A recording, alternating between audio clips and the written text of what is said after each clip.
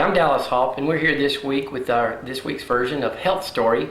And I'm with George Troop, who's a native of Vancouver, Canada. And George has been walking across this country now for 1,100 days, and we're just going to have a little conversation with George. This week I'm filling in for Dee Dee Harris, who has lost her voice, so I apologize, but Dee Dee will be back next week, and she won't be gone long. George, tell us a little bit about what inspired you to do this trip. Okay.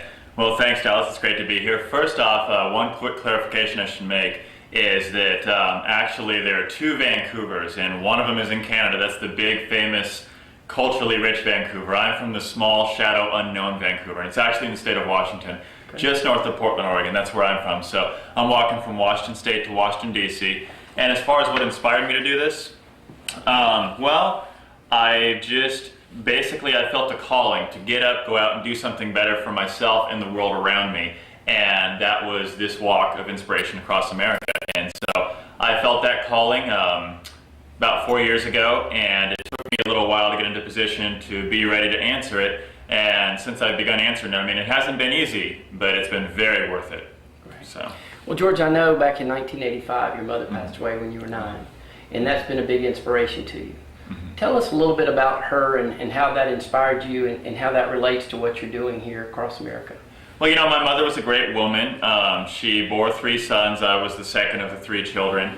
And that being said, I also, you know, so she died at age 33, 2 days before reaching her 34th birthday. She died of cancer. Current statistics have it that the majority of cancers are preventable, and goodness, there are going to be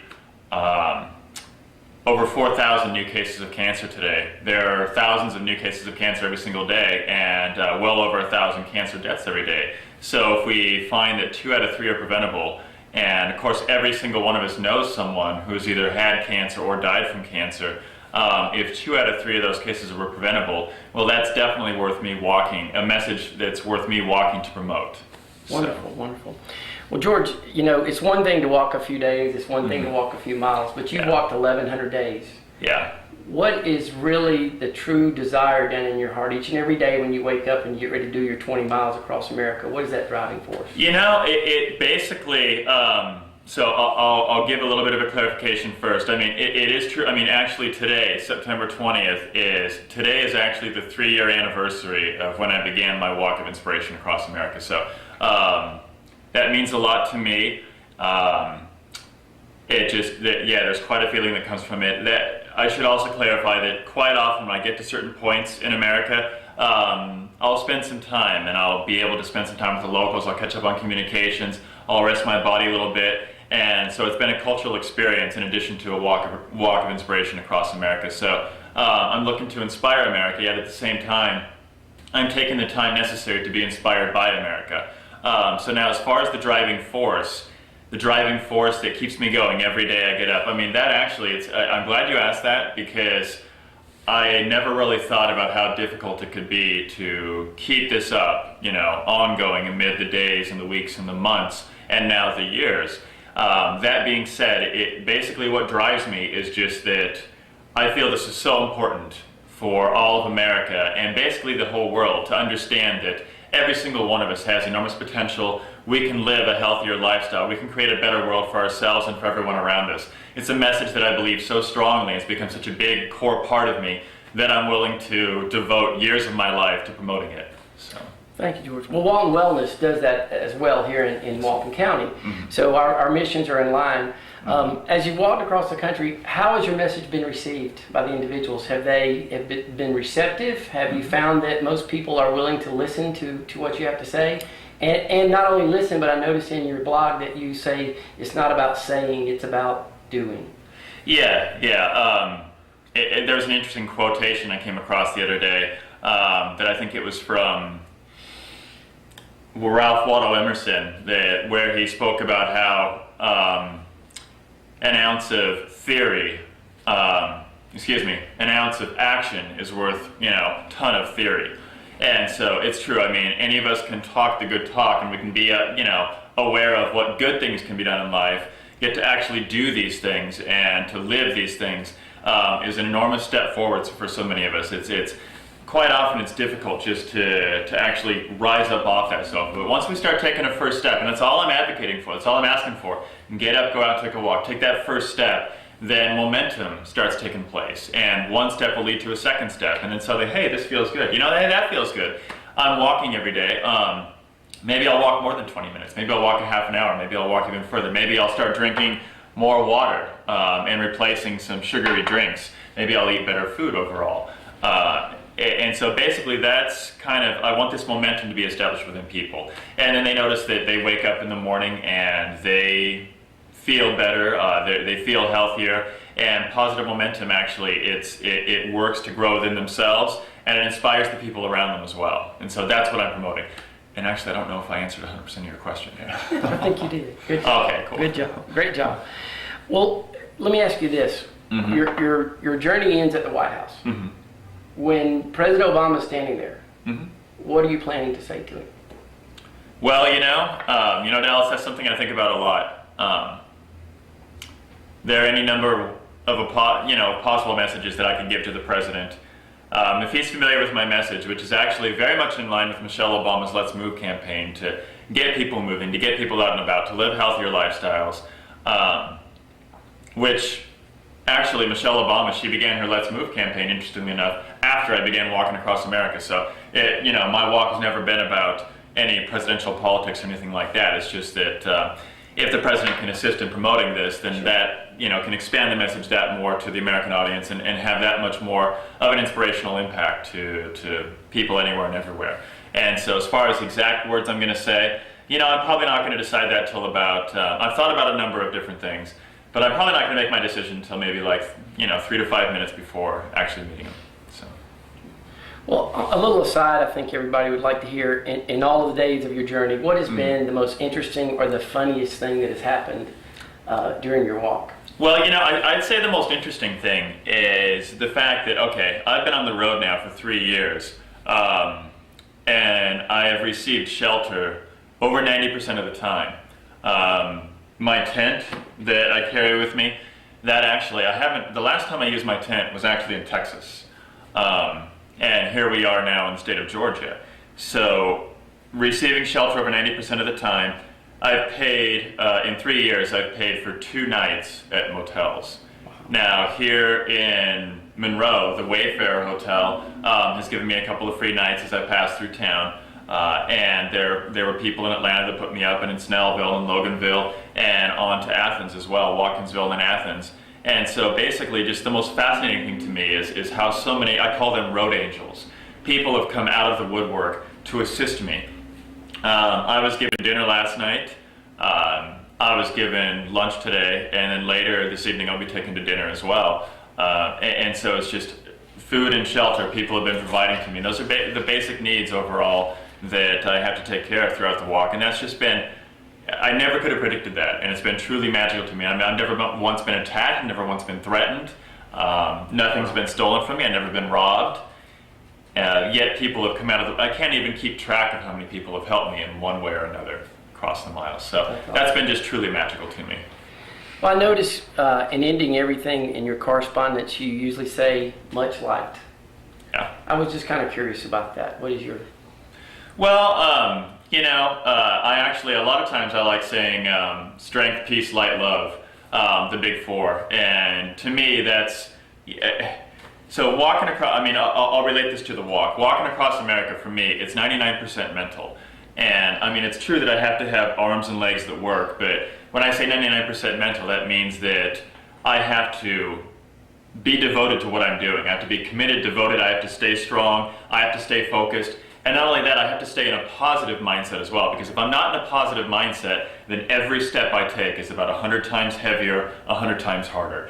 And so setting up a great mind frame, that's what drives us to living a healthier lifestyle. So having the proper frame of mind, not only do we wake up with a smile on our face and a smile in our heart and go to bed that way as well, but then we steer ourselves toward living healthier lifestyles as far as getting good exercise, eating good food, and just cultivating good relationships, just having a great base of health for your everyday living. And it starts with everything inside here. So the whole, much light, strength, peace, light, love, all those sorts of things. I mean, as long as they're the good thoughts, as long as the good thoughts are flowing through the heart and the mind, then that sets us up for a good, strong, loving path forward for anything else we're going to do. Well, here in the South, we say practice what you preach, and it sounds like you do every day. It's not always that easy, but goodness, things are a lot more easily said than done, and that takes us back to that previous question about action versus doing. But that being said, once you start, taking steps of momentum into living a healthier lifestyle, then those steps just get a little bit bolder and a little bit stronger. And every so often, and this happens with me sometimes too, that occasionally it's 2 steps forward, 1 step back. Sometimes even 1 step forward, 2 steps back. But as long as you just sort of shake it off, refocus, and keep moving forward, then you'll reach enormous, large, wonderful, wide goals. And actually, I should say also that what I'm doing, I want to symbolize that a series of small, focused, determined steps will lead up to large goals. Now, in a literal sense, a series of millions of small, focused, determined steps will take a person from the Pacific Ocean all the way to the Atlantic. I'm not too far from the Atlantic Ocean now. And with anything you want to do in life, to make a greater world for yourself and for everyone around you, just taking those small, focused, determined steps, and occasionally 2 steps forward, 1 step back, but continuing forward, it's going to lead up to an enormous goal, and it will create a better world for yourself and for everyone around you. Well, that's a tremendous message to bring to people, George. And one other thing I was going to ask you about is I noticed that you visit a lot of schools along the way and talk to a lot of children. Is the message that you send to them, is it basically the same? And how do they respond to it? I mean, Georgia is one of the top 10 states in childhood obesity. So as you come through Georgia, it's great for you to educate our kids. Yeah, I actually, as often as I'm invited to schools, I speak to them. Now, sadly, I don't get invited nearly as often as I'd like to be. And part of that is I don't always know who to talk to, in any one given community. But as often as I do get invited, I'll speak to them. And then the message, of course, I mean, just like in everyday life, the way that you speak to kindergartners is going to be different than the way that you speak to 6th graders or 5th graders, which is also going to be different than the way you speak to high school seniors. And so I've had to learn that because, I've never worked with children or anything. And so I've had to learn how, different kids at different ages listen to and interpret things. Exactly. So it's, being mostly immersed in the adult world for most of my adult life, it's much easier for me to speak to high school seniors, but I've learned also ways to simplify it for the little kids as well. And for them, they like when there's games or, question and answer and just little fun things they can do to participate. They love that. Of course, once you get to high schoolers, fun little games and, fun little, yes, Mom. They're not as into that really. And so I speak to them more like I would speak to adults. And so, but they've all been receptive to the message. And so that's been a very positive thing, and it makes me want to just continue to speak to schools, speak to kids, speak to people across the way. Super.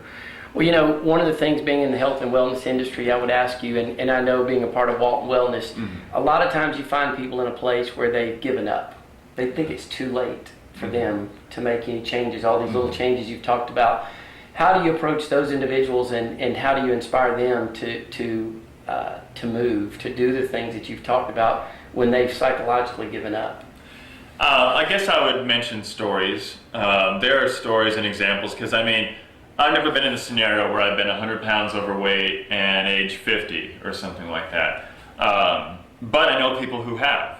And I know people who've decided at ages, 30, 40, 50, 60, 70, whatever, that they will make a healthy change. And when they make that decision, and then of course if they lose 100 pounds or whatever change that they're looking to make, then they're shining examples. And that's something that I've started to do on the side is gather more stories of people and even start recording stories of people who've made tremendous changes when they thought they couldn't. Right. And so it's one of those sorts of things that, okay, well, if Rose did this, then why can't I? My Aunt Rose wrote me recently, and she told me that she's lost over 100 pounds in the last couple of years since she started walking every day and since she started living a healthier lifestyle. And that to me is just basically sort of a tear to the eye happiness. She's in her 50s, and obviously it's not too late. It's never too late.